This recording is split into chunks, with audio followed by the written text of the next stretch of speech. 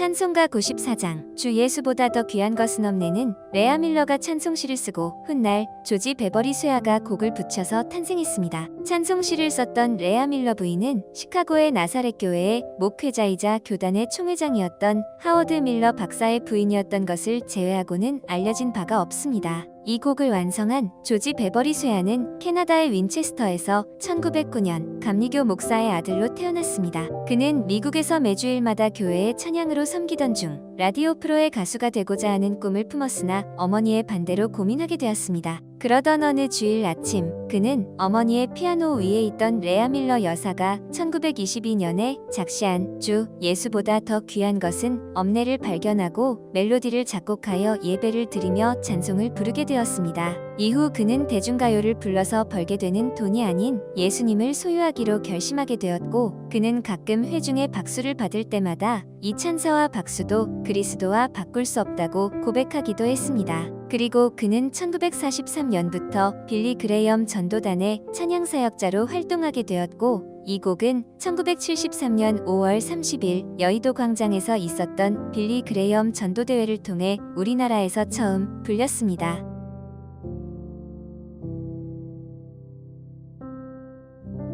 지금도 우리 인생을 끌어가고 있는 것은 전부 욕망이에요. 우리가 행동하는 모든 것들은 욕망을 따라 살고 있는데 그 욕망이 무엇이냐는 거죠. 우리 안에 두 가지 욕망이 있다는 거 여러분 알고 계실 거예요. 첫째는 영적인 갈망이죠. 하나님의 형상대로 우리가 지원받았으니까 그분과 함께하고 싶은 마음, 영적으로 살고 싶은 마음은 우리에게 다 있어요. 두 번째로는 우리가 잘 알고 있는 표면적 갈망이죠.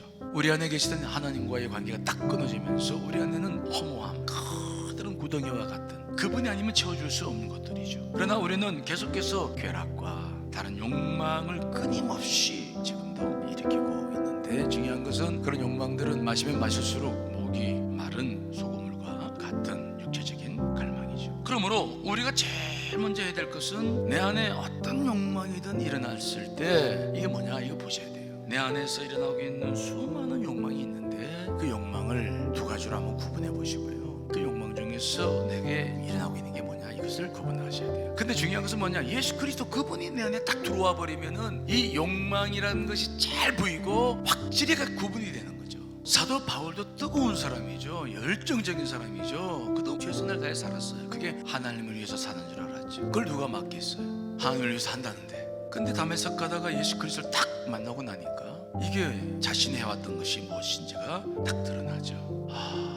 내가 하나님을 위해서 살아왔노라 했는데 결국 이게 단대의 욕망이었구나. 그래서 그는 고백하는 겁니다. 모든 것을 다 배설물로 여긴다. 자기가 가지고 있는 지식과 가문의 배경과 사회적 위치와 모든 것들을 예수 그리스도 안에서 다시 이걸 뒤집어 엎어서 볼 수 있는 눈이 예수님을 통해 생기는 거죠. 예수님 만나면 생겨요. 이게 특징입니다. 사도 바울도 그런 일을 하셨지만은 우리가 잘 알고 있는 사마리아 여인의 이야기, 이 여인도 자기 안에서 일어나고 있는 욕망이 뭔지를 모르는 거죠. 왜 이러고 사는지 모르는 거죠. 그때 예수님께서 제일 먼저 하신 일이 뭐냐면은 그 여인 안에 있는 갈망, 그 욕망이 뭔지를 구분해 주는 거죠. 내가 주는 물을 마시는 것과 네가 지금 마시려고 하는 샘물과의 관계가 무엇인지를 설명해 줘요. 그 샘물을 이용해서 그 안에 일어나고 있는 많은 욕망을 설명하는 거죠. 그의 목마름을 설명하는 거죠. 그런데 내가 주는 물을 마시는 자는 목마르지 않는다. 이렇게 안 살아도 돼.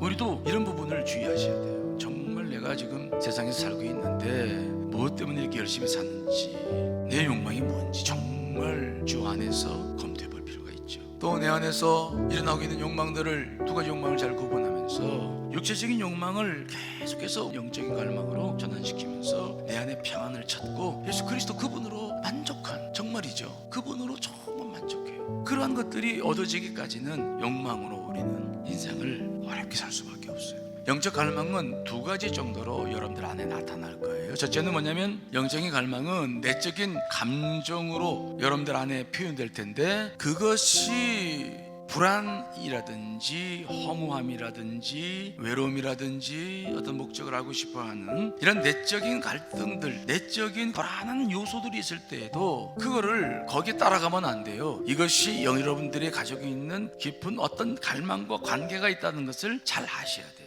그리고 행동으로도 이게 표현돼요. 어디 여행을 가고 싶다든지, 옛 친구를 만나고 싶다든지, 아니면 맛있는 음식을 먹고 싶은 거라든지, 뭔가 행동적인 욕구도 막 일어나거든요. 그래서 어떤 욕구가 일어났을 때 그 욕구를 행하지 말고, 주님 제게 왜 이게 일어나죠? 자꾸 주님과 교제하면서 말씀 묵상과 기도와 예배를 통해서 그런 부분들을 행하지 말고 영적인 은혜로 대체해 나가면서 주님을 인격적으로 만나기 시작해요. 그런 욕망과 때로는 절망과 시련이 그렇게 되면서 주님을 인격적 교제를 통해서 깊이 알아가는 과정이 우리 욕망이 해결되는 중요한 과정이에요.